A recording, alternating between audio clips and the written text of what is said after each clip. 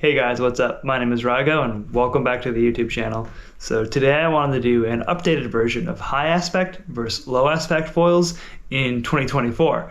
And the reason I wanted to do this video is because there's a saying in hydrofoiling that today's high aspect is tomorrow's medium aspect. And I think that rings really true as foil technology has changed so much even in just the last 5 years. So to kick this video off, we'll start with the basics. High aspect foils, they're longer, they're narrower, if you can think of like a long narrow mustache, and they have tons of glide. They tend to be thinner, more hydrodynamic, and they can be a little more difficult to use, so a lot of times beginners won't gravitate towards them. They're the choice hydrofoil for advanced riders. Conversely, we have medium aspect foils, which are a little chunkier, they have a thicker cord.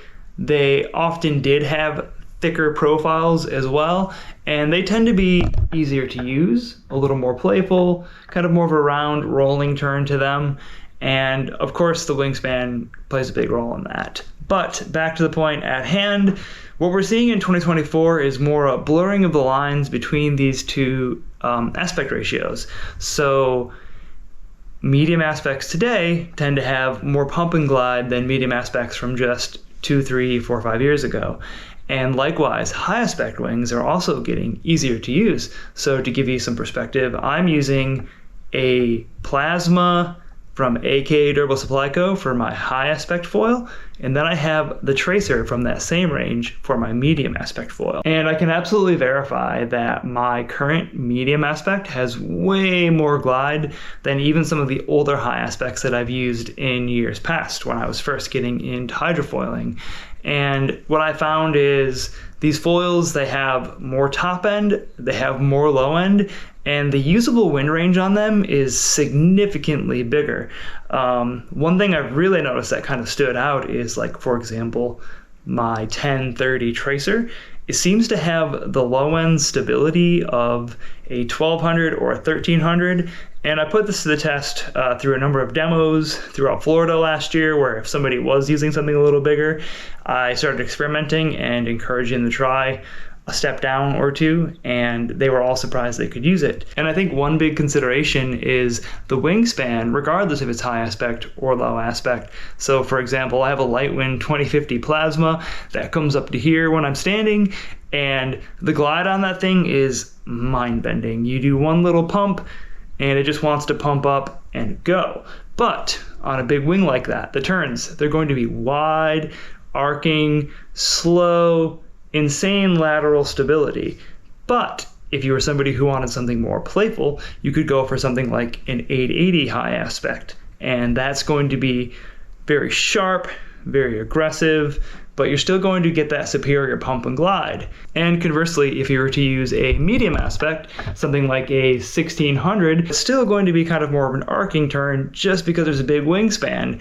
So as you start sizing down in the medium aspect, something like a 1030, for example, that's a really good size, I think, for most intermediate wing foilers, because you get that roll, you get that play, and with a modern medium aspect like the AK Durable Supply Co. tracer, you're going to get that pump and glide. So some other considerations is what else is on your foil, or how is it built? So one thing I love about new foils is designers have found ways to make them more hydrodynamic and with better tolerances. So that's kind of a mouthful, but what that means is, like with the foils I'm using, there's a monoblock construction, so there's less screws. I'm not mounting screws on the front wing, and the thing with screws is that's an area where things could potentially be loose, there could be a loss of energy, there could be more drag from water flowing over the screws. So when you have that monoblock, you get the ultimate hydrodynamic, I love that word, the ultimate hydrodynamic efficiency. And then if you look at the mast, it plugs right into the fuse, really tight tolerance. So you're getting this really locked in, you know, when you move your toe, when you move your heel, that foil, it's responding to you. And that really connected, responsive feel to your foil is something you're going to notice out of a 2024 foil that is really nice. And then when it comes to other customization options, kind of back to the high aspect versus low aspect, ease of use debate. You can really change how a foil feels by experimenting with the fuselage length and the rear stabilizer wing. So for example, on my foil, if I were to size down my fuse and put something smaller and go to a smaller rear stabilizer, I'm going to get a looser feeling, faster, more reactive wing. But if I want more ease of use, longer pumps, a little more stability, kind of that dance floor feeling that a beginner might want, I can use a longer fuse, do something like a 200 rear stabilizer. So you can start thinking about what stabilizer wing you're using, how long is your mast, and those elements are going to change how your foil feels. It's going to reduce the drag, but I would encourage you to consider getting a more modern foil, something that's a little more intelligently designed.